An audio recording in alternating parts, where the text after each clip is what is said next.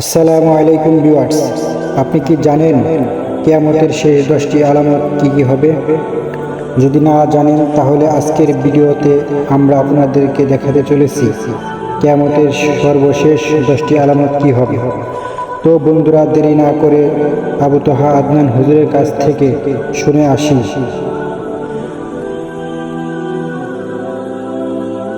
নবী করিম সাল্লাল্লাহু আলাইহি ওয়াসাল্লাম একদিন মসজিদের সামনে যাচ্ছেন, সাহাবীরা ভিতরে বসে আছে। সাহাবীরা কোন একটা বিষয়ে কথোপকথন করছেন। নবী করিম সাল্লাল্লাহু আলাইহি ওয়াসাল্লাম জিজ্ঞাসা করলেন, তোমরা কি নিয়ে কথাবার্তা বলছো? সাহাবীরা বললেন যে আমরা কিয়ামতের আলামতগুলো নিয়ে কথা বলছি। তখন নবীজি বললেন সাল্লাল্লাহু আলাইহি ওয়াসাল্লাম, 10টা আলামত আসার আগে কিয়ামত হবে না। কয়টা আলামত? 10টা। এই 10টা আসার আগ পর্যন্ত কিয়ামত হবে না, নিশ্চিন্ত থাকতে পারেন। কিন্তু এই 10টা কবে চলে আসবে এর কোনো গ্যারান্টি আছে? নাই।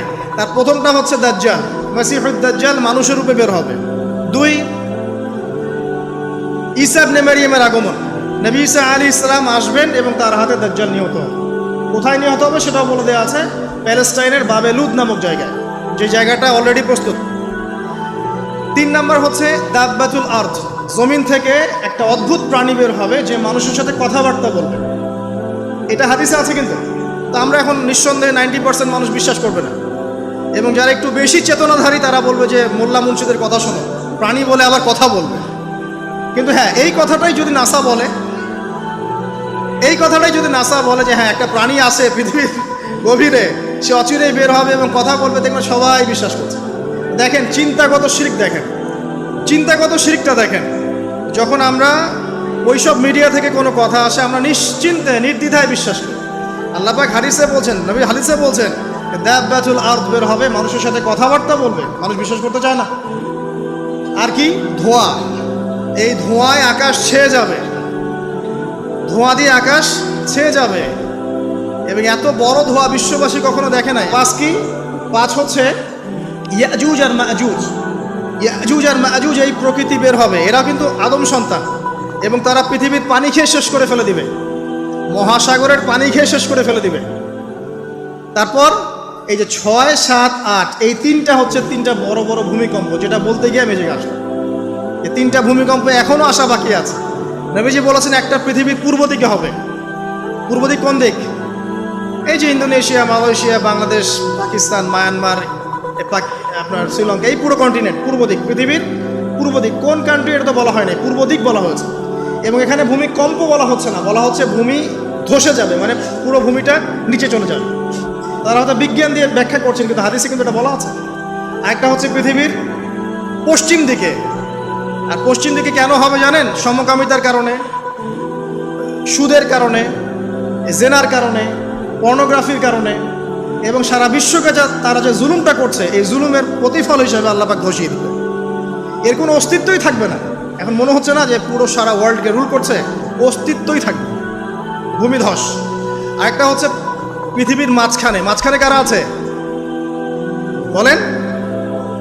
মাঝখানে আমাদের আমিরুল মুমিনিনরা আছে এখন, নাকি? হ্যাঁ, যারা ইসরায়েলের সাথে আতাত করছে এরা আছে, আমিরুল মুমিনিনরা আছে। তো সেখানেও একটা ফিতনা অপেক্ষা করতে থাকেন।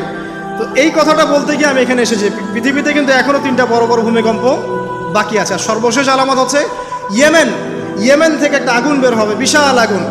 এই আগুনটা মানব জাতিকে হাসরের মাঠের দিকে তাড়িয়ে নিয়ে যাবে। এই 10টা আলামত না আসা পর্যন্ত কিয়ামত হবে না। অতএব আপনি এখন রিল্যাক্সে নাকে তেল দিয়ে ঘুমান, নাকি ভাই? এই 10টা আলামত না আসা পর্যন্ত কিয়ামত হচ্ছে না। কখন আসে? আল্লাহ পাক বলছেন তার রাসূলের মাধ্যমে, যখন সমাজের মধ্যে পাপ বেড়ে যাবে, অশ্লীলতা বেড়ে যাবে, মানুষ মাদককে হালাল মনে করা শুরু করবে, জেনাকে হালাল মনে করা শুরু করবে, এবং এই যে বেপরদামি বেড়ে যাবে, তখন সমাজের মধ্যে ভূমিকম্প দেখা দিবে, ভূমিধস দেখা দিবে। গান বাজনা, বাদ্যযন্ত্রকে মানুষ হালাল মনে করা শুরু করবে, তখন এগুলো আসবে। তো এগুলো কি আসার বাকি আছে? এখন কি মনে হচ্ছে? আল্লাহ পাক আমাদেরকে হেফাজত করুন, আমিন।